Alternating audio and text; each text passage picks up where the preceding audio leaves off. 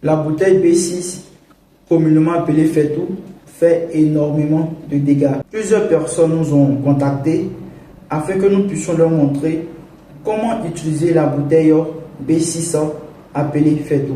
Je tiens à présenter mes condoléances à la famille de notre sœur qui a été victime d'une explosion de gaz. Avant de rentrer dans le vif du sujet, je tiens à recadrer les choses. Le problème ne se situe pas au niveau de la bouteille B6 ni de la bouteille B12. Le problème se trouve au niveau de la mauvaise manière d'utiliser la bouteille B6 communément appelée Fetou.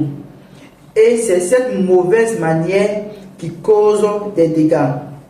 Aujourd'hui, je vais vous expliquer ces différentes manières afin de ne plus les répéter pour sauver des vies. Prenez un stylo, soyez très attentifs et notez.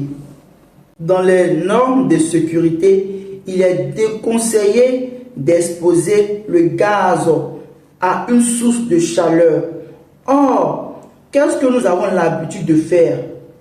Lorsque nous utilisons directement ce brûleur sur la bouteille B6, communément appelée Fetou, de manière concrète, nous allons exposer la bouteille de gaz à une source de chaleur. Le brûleur qui produit du feu va commencer à chauffer la bouteille.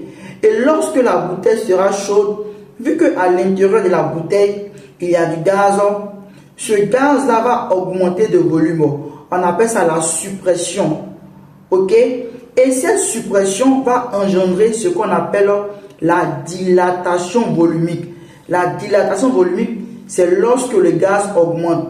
Donc le gaz qui est dans la bouteille, à cause de la chaleur, va commencer à augmenter. Et lorsque le gaz va commencer à augmenter, le gaz va déformer la bouteille. Mais ce qui est dangereux, c'est que cette déformation n'est pas directement visible par l'utilisateur que nous sommes.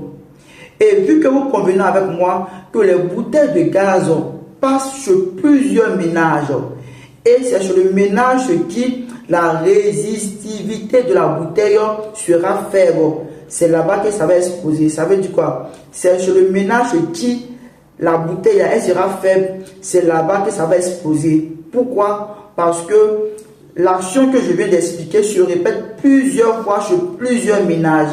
Raison pour laquelle il est déconseillé et formellement interdit d'utiliser directement le brûleur sur la bouteille B6 communément appelée Fetou.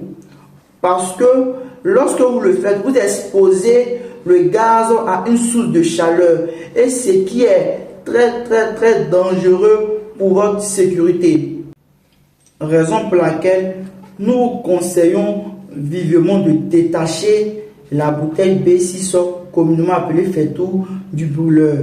Donc vous n'allez plus utiliser un brûleur, mais vous allez plutôt utiliser ce qu'on appelle un fourneau ou une mamie gaz.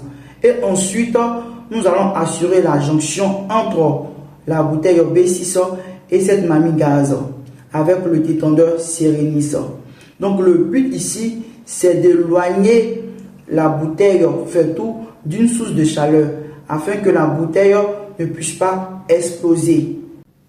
Ce détendeur, en plus de couper le gaz en cas de fuite, régule la pression. Lorsque la pression au niveau de la bouteille sera élevée, le rôle de ce détendeur sera de réguler la pression à l'intérieur de la bouteille afin que la bouteille ne puisse pas exploser. Aussi, ce détendeur est équipé d'un raccord à double protection ultra résistant. Regardez à l'intérieur de ce raccord. C'est un raccord qui est vraiment très solide au point où même si on vous donne une aiguille ou un couteau et qu'on vous dit de percer le raccord, je ne pense pas que vous pourrez le faire. Pour tous ceux qui ont déjà ce détendeur savent de quoi nous sommes en train de parler. Tout ce que nous disons est à vérifier.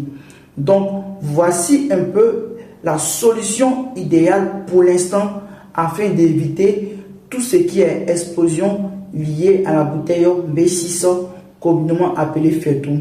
Partagez cette vidéo afin que ça puisse toucher le maximum de personnes pour que ensemble on puisse sauver des vies. Car, je le dis toujours, votre vie est une priorité pour nous.